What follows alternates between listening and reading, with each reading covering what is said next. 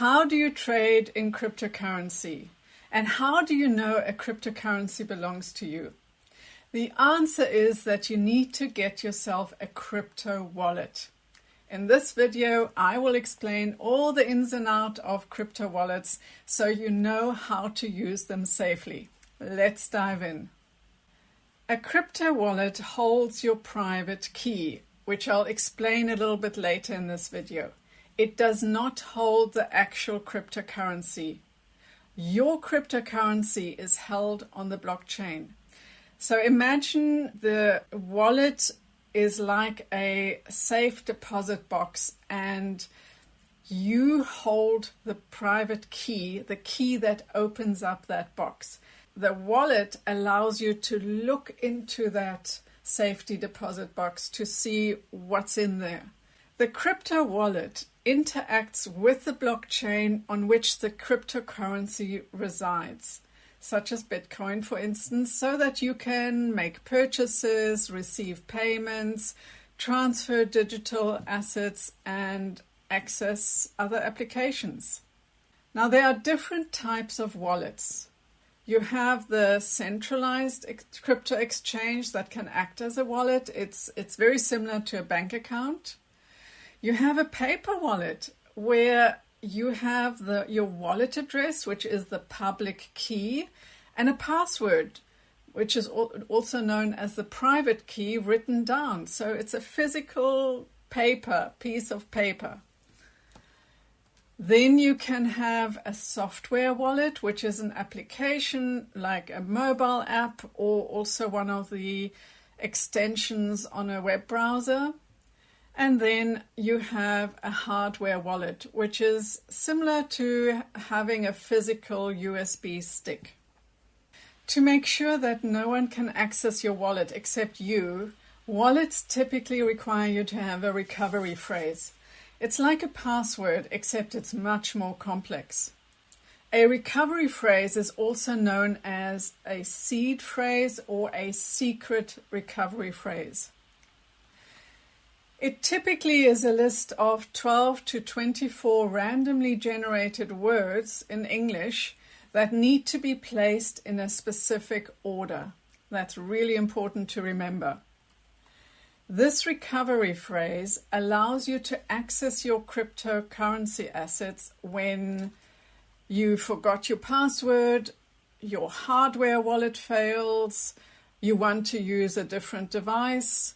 So it's your backup plan to get in. And if you lose your recovery phrase and cannot get into your wallet, you lose everything in that wallet.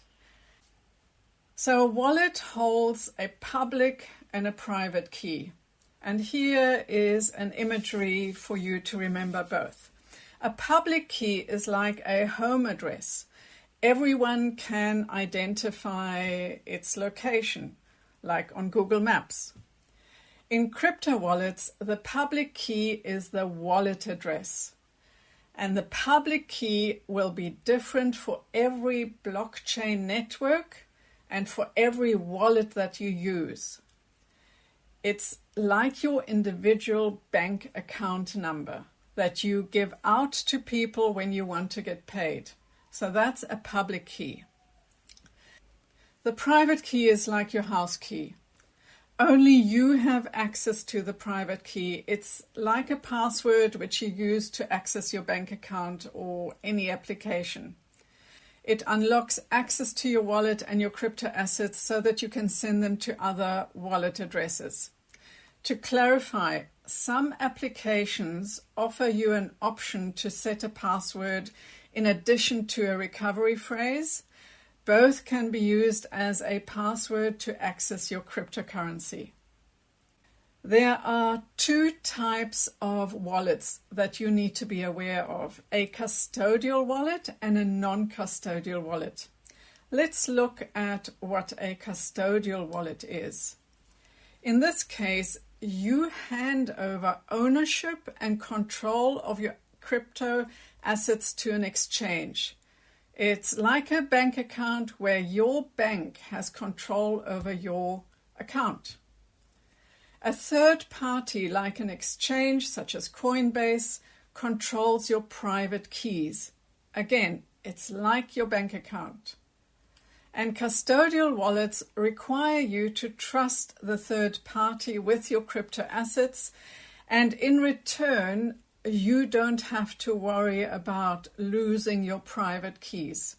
You will always be able to get in because you've been verified with that exchange, similar to a bank account. When it comes to a non-custodial wallet, you have self-custody over your crypto assets. You control all the private keys, and you have access to all of Web3 and decentralized finance exchanges. The recovery plan for non-custodial wallets is as follows. If you lose your private key or password, you will lose access to the crypto assets in that account. You can still recover your wallet with a recovery phrase that I mentioned in the beginning of the video if you lose your password. But if you lose the private key and the recovery phrase, the assets will be lost forever. Now let's look at some wallet security do's and don'ts. Do write down your recovery phrase. Make a few copies or cut up the recovery phrase and place pieces in different locations. Use a durable material and store it in a safe place. Don't save your recovery phrase in an online drive. Don't screenshot your recovery phrase or private key or password. And don't reveal your recovery phrase to anyone. Now I'll explain the difference between a hot wallet and a cold wallet. With a hot wallet, this is similar to what is called a software wallet. It's an application or browser extension that you can use to access your cryptocurrency. It remains connected to the internet. Now, the pros are that it's free and easy to use. The cons are that they can become potential targets for hackers who get hold of your password, for instance. So just be aware of that. If you like this video, please hit the like button. It will help others just like you find this video as well. Cold wallets are similar to hardware wallets like USB sticks. A cold wallet is only connected to the internet when it's physically connected to your computer. The pros are that it's much more secure, but the cons are that it's not free and it's not very user-friendly. I'll now share two wallets with you and give you a bit more detail of each. So the first one we'll look at is MetaMask and the second one is Exodus. MetaMask is the most widely used non-custodial hot wallet. So non-custodial, you own it. Hot wallet means it's an application on the Ethereum blockchain network. And it's compatible with most decentralized finance applications because most decentralized finance applications are located on the Ethereum blockchain. It is a browser extension on Brave, Chrome, Edge, and Firefox. You can get a mobile app for both iOS and Android phones. When it comes to the Exodus wallet, this is a free desktop and mobile non-custodial wallet. Again, you own it, and it is a multi-crypto wallet, which means it actually expands across multiple blockchains. You can send and receive over 100 crypto assets. You can use QR codes with error checking when you type in a wallet address to make sure that it's correct. For instance, if you use a Bitcoin wallet address, it makes sure it's not a wallet address linked to the Ethereum blockchain. It's easy to use, There's 24/7 customer support. It has an inbuilt crypto exchange.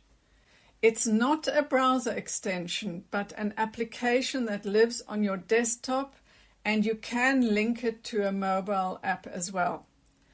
You can trade across multiple blockchain networks. So this is a really good wallet and exchange if you want to dip your toe into this as well. You now have all the information you need to set up a non-custodial crypto wallet on either Exodus or MetaMask and start trading on an exchange. Crypto wallets are actually quite easy once you understand how they work, but setting them up correctly and making sure they're safe is what's really important here. Now, if you've been around for the last few years, I'm sure you will have heard about NFTs. If you want to understand what they are, what the craze was all about, and why they will have such an important function to play in our future, make sure to watch the next video in the series, and I'll see you there.